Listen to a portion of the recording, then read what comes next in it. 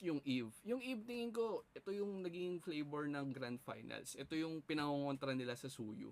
Kasi kung titignan nyo yung buong Grand Finals, pag nagsuyo yung Onyx, mag-i-Eve yung Aurora. Tapos pag nagsuyo naman yung Aurora, mag-i-Eve yung Onyx. Game 3, walang suyo kasi walang Eve. Tapos Game 4, balik na naman, dalawang suyo. Game 4, Game 5, Eve naman yung Onyx. Game 6, dito lang yung suyo na walang Eve. Pero naban din kasi to.